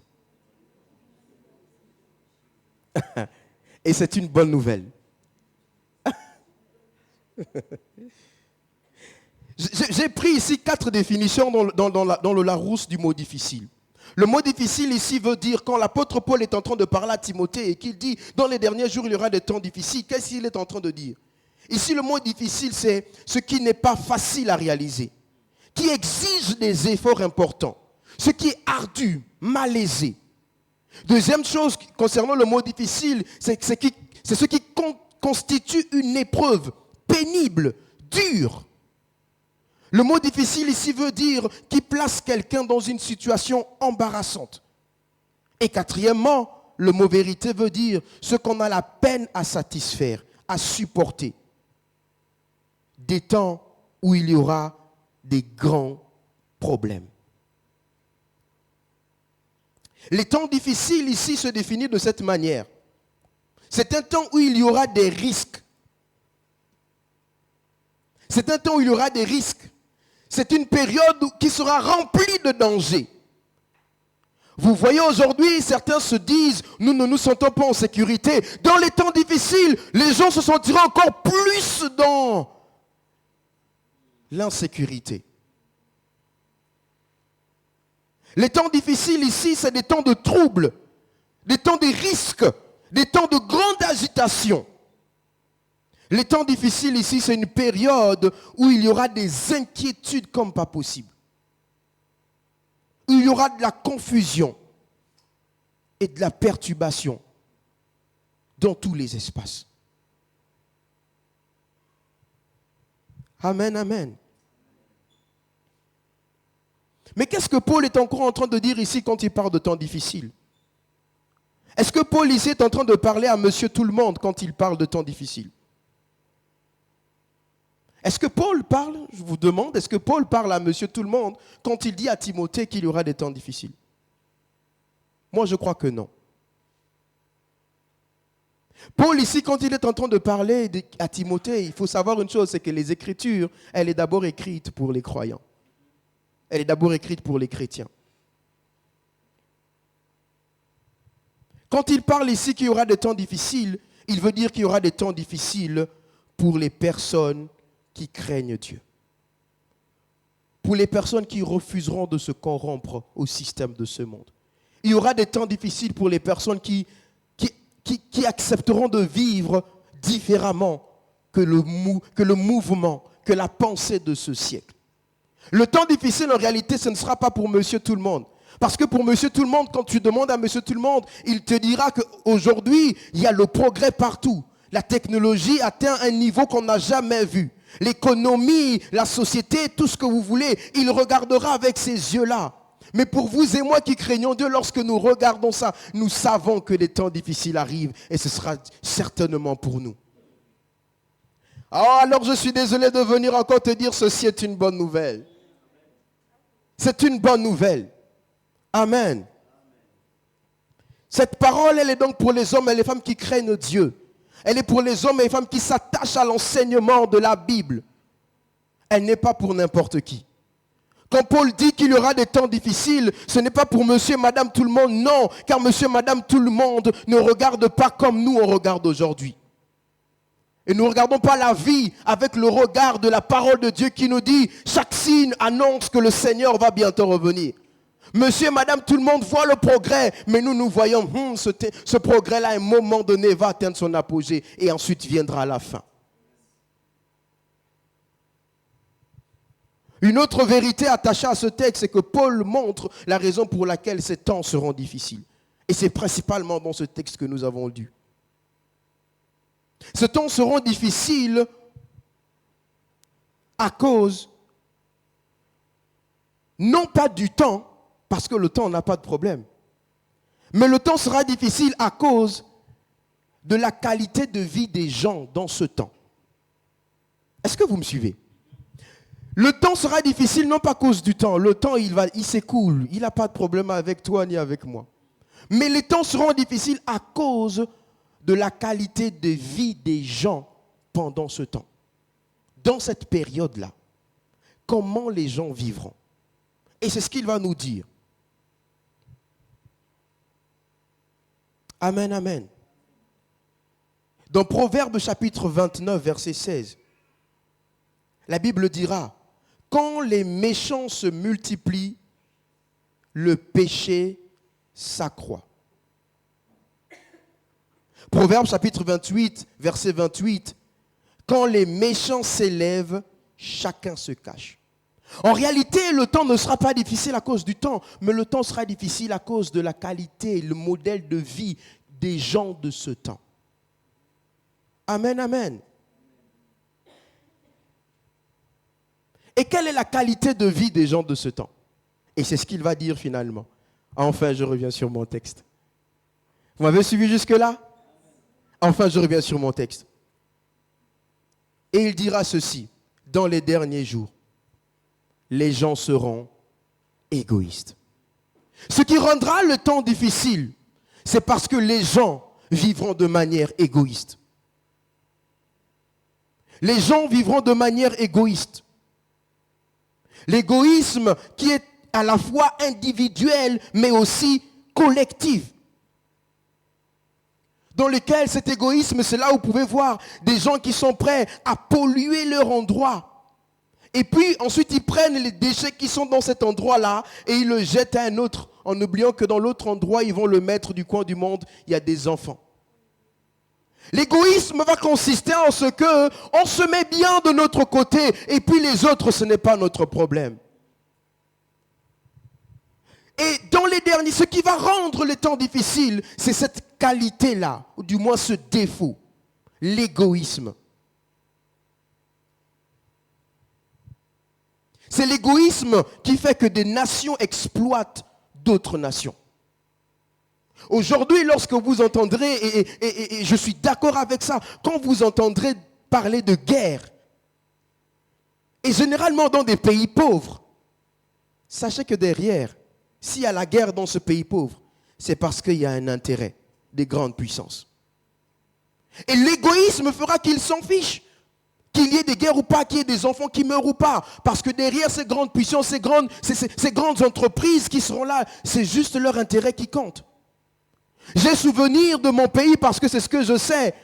Alors qu'on est dans des élections et que tout le peuple conteste le président qui s'est davantage élu lui-même. Les gens meurent, on tire sur des personnes et des milliers de personnes meurent. Et on crie au secours à l'Europe. Et rien.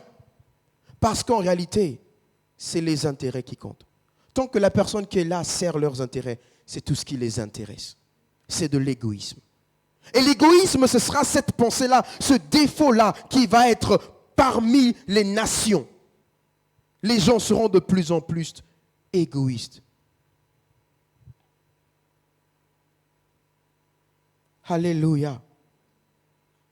Deuxième chose que je note ici de la qualité de vie des gens qui rendront la vie difficile, c'est que l'apôtre Paul dit, les gens seront amis de l'argent.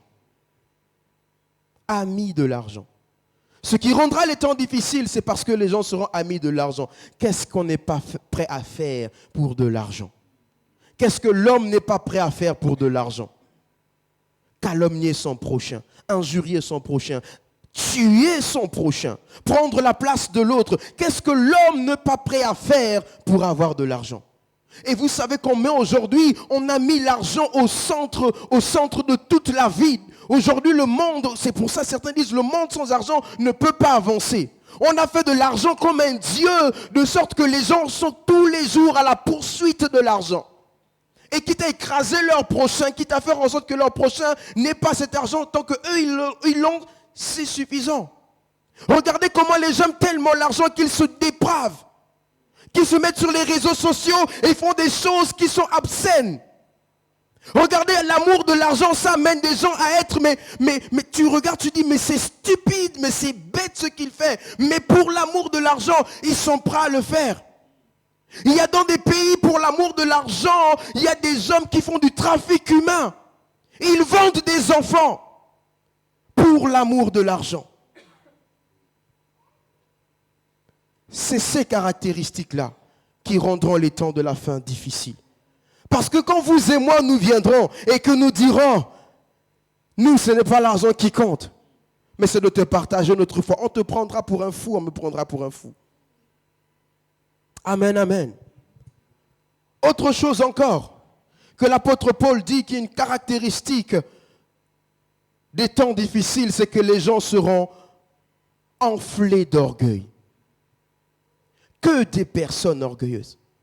Que des personnes qui se regardent et qui sont remplies, qui sont hautains, qui sont imbus d'eux-mêmes. Voici la génération. Comment on vivra avec des personnes qui sont hautaines, orgueilleuses? Ça sera difficile. Ça sera difficile. Amen, amen. Autre chose encore, la Bible dit qu'il y aura des blasphémateurs. Les blasphémateurs, c'est ceux qui se plaisent à dire du mal du nom de Dieu. Et quand vous regardez aujourd'hui, c'est tellement courant. Les gens se moquent de Dieu. Quand ils te voient avec ta foi, ils se moquent de toi. Ils te disent, mais c'est démodé. Tu es encore dans ces choses. Et ils blasphèment le nom de Dieu. Ils insultent ton Dieu. Et ils vous arrivent même à vouloir te faire croire que ta foi ne sert à rien. Que croire en Dieu ne sert à rien. Que ce Dieu n'existe pas. L'athéisme a atteint un niveau comme jamais auparavant. Quand vous regardez un pays comme la France qui se proclame chrétienne, catholique, mais quand vous demandez à la plupart des personnes, on vous dira 80% des gens s'estiment athées. Et blasphèment contre Dieu. Comment on vivra avec des personnes qui tous les jours insultent ton Dieu? C'est pour ça que les musulmans, eux, ils rigolent pas. C'est pas bien ce qu'ils font. Mais vous allez remarquer que eux, quand on insulte leur Dieu, vous vous souvenez de Charlie Hebdo? Eux, ils agissent tout de suite. Mais gloire soit rendue à Dieu de ce que notre Dieu nous demande d'aimer nos ennemis. Et c'est ce que nous faisons. Même s'ils nous insultent, même s'ils parlent mal de notre Dieu, nous continuerons de les aimer et de prier pour eux. Mais vous vous imaginez qu'il y aura des temps où ce sera encore pire qu'aujourd'hui. Les gens insulteront ta foi. Et par la même occasion, t'insulteront toi. Te traiteront de débile parce que tu crois en un Dieu. Les gens te diront à quoi ça te sert de croire? Mais t'es bête, pourquoi tu crois? Profite de la vie, va en boîte de nuit, vis ta vie, laisse-toi aller. Pourquoi tu t'abstiens? Pourquoi tu vis dans la pureté, dans la sainteté? Tu es jeune, vas-y. Dans les temps difficiles, ce sera compliqué de résister. Et même aujourd'hui, vous le savez, demandez aux jeunes comment c'est compliqué de résister. Amen, amen. On continue dans les caractéristiques. Vous êtes avec moi? Dans les derniers jours. Vous comprenez pourquoi dans les derniers jours, il y aura des temps difficiles? C'est à cause de ces caractéristiques des hommes qui seront blasphémateurs, orgueilleux, fanfarons. La Bible dit qu'ils aimeront le plaisir plus que Dieu. Oh, quand je dis cette phrase, est-ce que vous ne l'entendez pas? Est-ce que vous ne le voyez pas? Aimant le plaisir plus que Dieu. La culture de la consommation, encore plus. Une série, encore une autre, un épisode, encore une autre. Le plaisir, satisfaire la chair, et encore, et encore, et encore. Et vous remarquerez aujourd'hui, il nous propose un panel tellement intéressant. Parce que de vous à moi, quand on regarde, c'est intéressant. Et des fois, on est tenté. Mais gloire soit rendue à Dieu de ce qui nous donne la force de résister. Mais le plaisir, aujourd'hui, quand on parle quand je parle, des fois ça m'arrive même au boulot, quand je parle de mon couple et que je dis, je suis fidèle à ma femme, on me dit, mais t'es bête, tu ne sais pas ce que tu rates. C'est cette génération-là qui aime le plaisir plus que Dieu. C'est faire la fête, c'est s'amuser,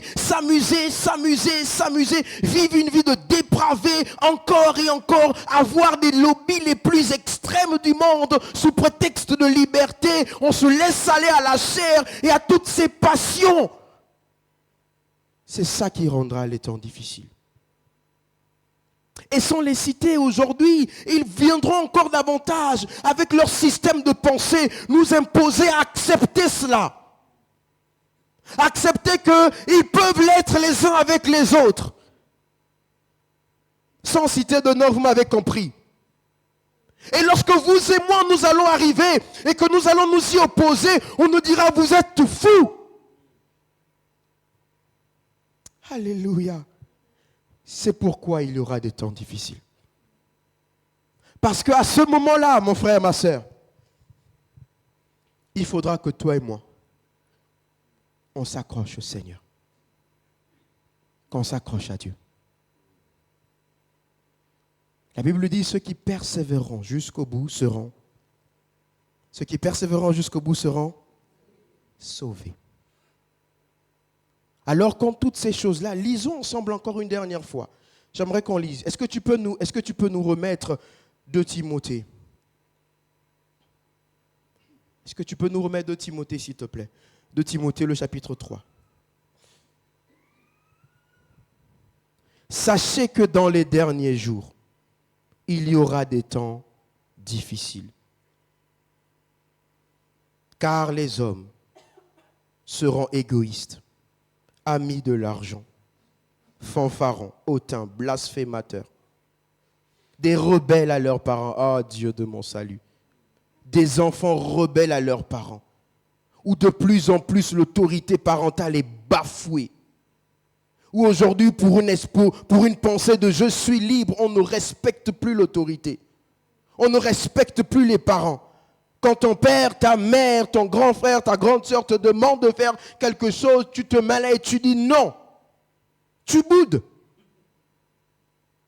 Tu refuses que tes parents exercent une autorité sur toi.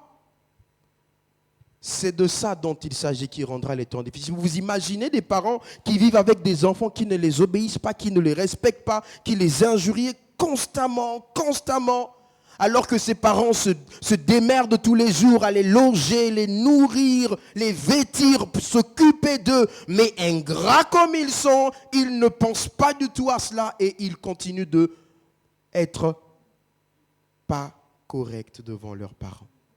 Je préfère l'expression pas correcte parce que ce que j'avais dans ma tête, c'était pas cela.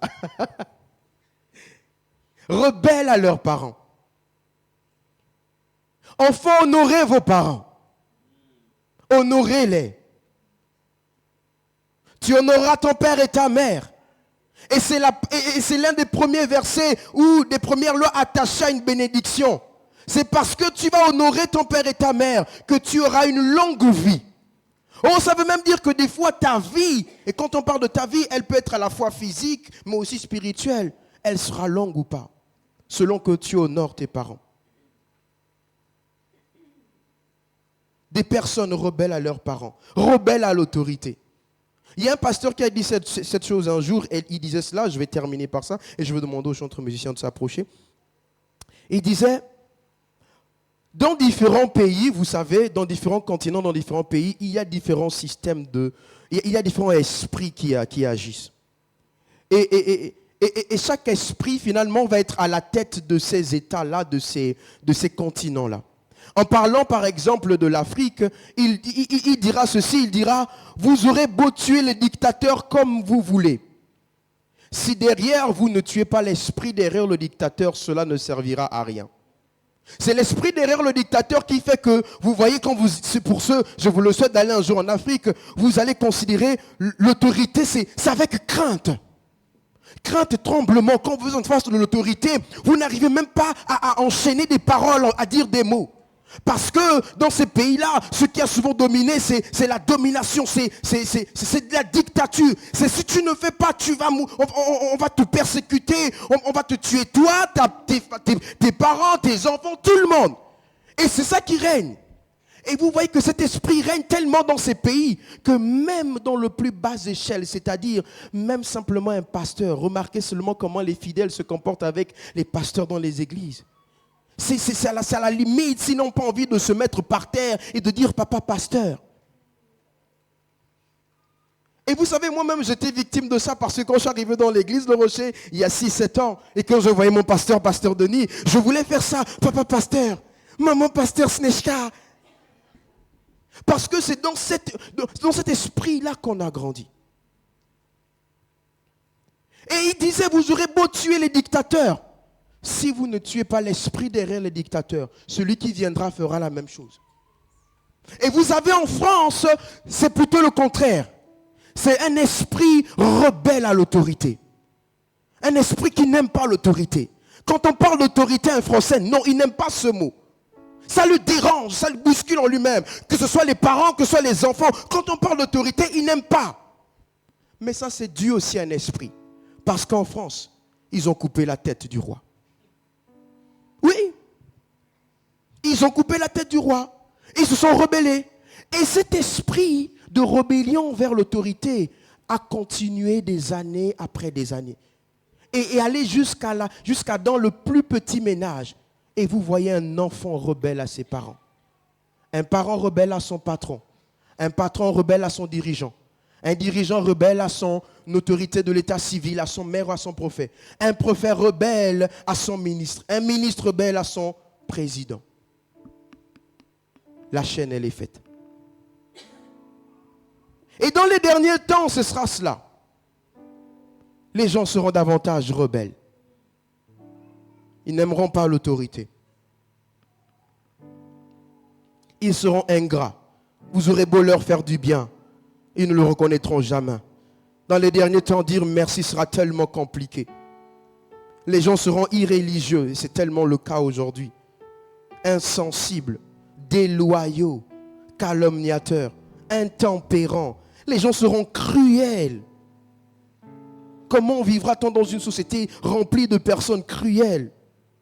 Les gens seront même ennemis de gens de bien. C'est-à-dire que même toi qui es quelqu'un de bien, les gens vont te détester parce que tu es quelqu'un de bien. Alléluia. Et dans tout ça, ils auront l'apparence de la piété. Ils se présenteront devant toi comme des personnes bonnes. Mais ils ont réuni tout ce qui en fait la force. Et la Bible dit, éloigne-toi de ces hommes-là. Mais Seigneur, si je m'éloigne de ces hommes, de qui vais-je me rapprocher? Actes des Apôtres, chapitre 2, dit, ils persévéraient dans la communion fraternelle, dans la fraction du pain et dans les prières. Église, il y aura des temps difficiles. Et nous les vivons déjà. Les signes aujourd'hui sont évidents. Personne ne peut dire qu'il ne voit pas ce qui se passe. Mais dans ces temps, que doit faire le croyant? Que doit faire le chrétien? Attache-toi au Seigneur. Vis chaque jour comme si le Seigneur revenait aujourd'hui. Aime ton prochain plus que jamais. Refuse que dans ton cœur il y ait une animosité, une colère, une haine à l'égard de ton prochain. Marche avec un cœur pur, aimant tout le monde, aimant ton Dieu de tout ton cœur, de toute ta force, de toute ton âme, et aimant ton prochain comme toi-même. Marche avec cette liberté que le Saint-Esprit te donne. Vis une vie de prière et de véritable consécration. Que ton amour pour Jésus ne soit plus que des mots, mais que ces mots que tu dis quand tu dis j'aime Jésus, que ça se traduise en action. Dans le fait que tu te donnes à Dieu. Tu te donnes pour les gens. Tu sacrifies ton temps pour œuvrer pour l'œuvre de Dieu. Pour accomplir sa volonté. Voilà, Église du Seigneur. Alors que les temps difficiles vont arriver, et certains sont déjà là, j'aimerais nous dire, attachons-nous à Jésus. Et soyons soudés les uns vers les autres. Tu ne réussiras pas seul dans ton coin. Je ne réussirai pas seul. J'ai besoin de toi. Tu as besoin de moi. Ensemble, nous irons à la rencontre du Seigneur. Levons-nous ensemble, Église. Alléluia. Alléluia, Jésus. Jésus. À lui de cette parole, je ne sais pas quelle va être la prière qui va monter dans ton cœur. Mais tu peux simplement dire à Dieu, Seigneur, j'ai entendu. Je sais qu'il y aura des temps difficiles. Mais préserve-nous. De ne pas être de ces personnes même qui est décrit dans le livre de Timothée. Je ne veux pas être ce chrétien orgueilleux. Je ne veux pas être ce chrétien blasphémateur. Je ne veux pas être ce chrétien ami de l'argent. Je ne veux pas être ce chrétien qui aime le plaisir plus que Dieu. Je ne veux pas être ce chrétien qui a l'apparence de la piété, mais qui en renie ce qui en fait la force. Je ne veux pas être ennemi des gens de bien. mais je veux être une source de bénédiction. Je veux être un porteur de paix. Je veux être un ami de Jésus. C'est ce que je veux. Est-ce que c'est ce que tu veux? Élève ta voix. Élève ta voix et commence à prier. Seigneur, merci pour ta parole. Nous croyons, Seigneur mon Dieu, que ta parole est la vérité. C'est une bonne nouvelle que nous avons de la recevoir et de savoir, Seigneur mon Dieu, qu'il y aura des temps difficiles. Les temps difficiles arriveront et certains d'entre nous, nous vivons déjà des temps difficiles. Mais ce n'est rien encore comparé à ce qui va y arriver. Mais dans ces temps, Seigneur mon Dieu, en préparation, nous voulons être cachés, Seigneur mon Dieu, en toi. Nous voulons nous cacher, nous voulons nous réfugier en toi.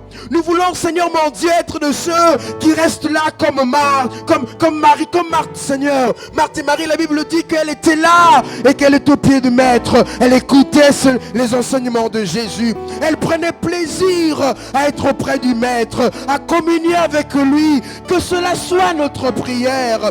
Que nous prenons plaisir à partager, à vivre notre foi les uns avec les autres. De nous aimer les uns les autres, de t'aimer toi, de nous servir les uns les autres, de prier les uns pour les autres, Seigneur. Père, c'est ce que nous voulons. Nous voulons être cette église glorieuse, sans tache, ni ride, ni rien de semblable. Cette église vivante que tu viendras prendre au dernier temps, Seigneur. Parce que ces derniers temps arrivent, Seigneur. Nous le savons, tu nous l'as dit, tu nous as avertis que cette génération ne passera pas. Père, alors que cette génération ne passera pas, nous voulons être cette église qui prie pour les âmes, qui prie pour les âmes, Seigneur, qui te demande, Seigneur, aie compassion des hommes. Et attire-les à toi, Seigneur, amène-les. Qu'ils puissent entendre cet évangile de la bonne nouvelle. Jésus, je t'en supplie. À toi l'honneur et la gloire. Alléluia. Je sais qu'un jour, mes yeux verront Jésus. Je sais qu'un jour, mes yeux verront Jésus. Si je marche jusqu'au bout, par la foi, malgré tout, je sais qu'un jour, mes yeux verront Jésus. Chantons-le ensemble ce soir. Je sais qu'un jour, mes yeux verront Jésus. Oui, je sais qu'un jour, mes yeux verront Jésus. Si je marche jusqu'au bout, par la foi et malgré tout, je sais qu'un jour mes yeux verront Jésus. Oh oui, je sais qu'un jour mes yeux verront Jésus. Oh oui, je sais qu'un jour mes yeux verront Jésus. Oh, si je marche jusqu'au bout, par la foi et malgré tout, oui, je sais qu'un jour mes yeux verront Jésus. Oh, si je marche jusqu'au bout, par la foi et malgré tout, je sais qu'un jour mes yeux verront Jésus. Oh, si je marche jusqu'au bout,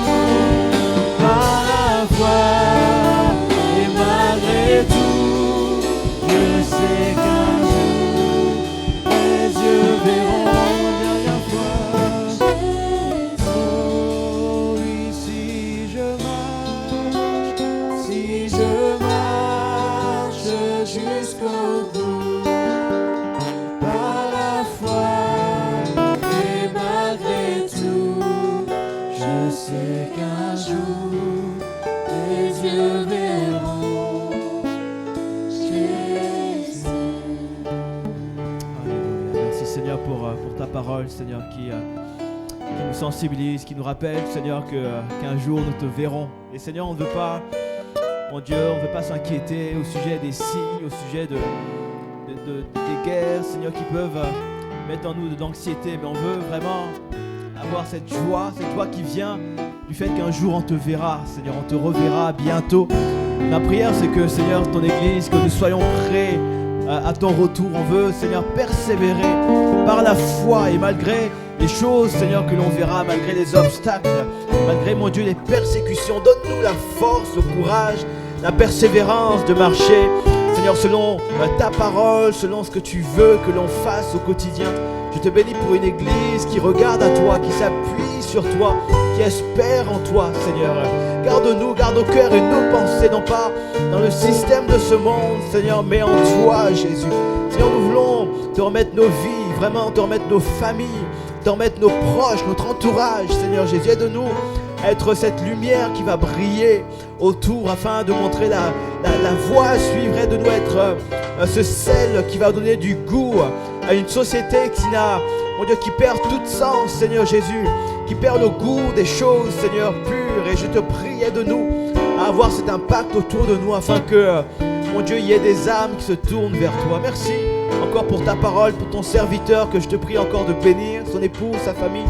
Et merci vraiment pour les bonnes choses que tu as encore en réserve pour lui et pour ton Église. On te remercie vraiment pour cette parole qui est dans notre cœur. On veut vraiment la mettre en pratique et marcher, Seigneur, selon ce que tu veux que l'on fasse dès ce soir, Seigneur. Merci encore de nous garder, de nous raccompagner à nos demeures respectives et que ton nom seulement, Seigneur, soit glorifié dans le nom de Jésus.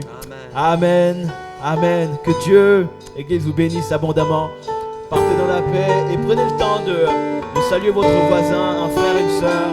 Et on se retrouve prochainement pour nos rendez-vous mercredi à 19h pour un temps de prière et dimanche pour un culte à la gloire de Dieu. Que Dieu vous bénisse abondamment. Amen.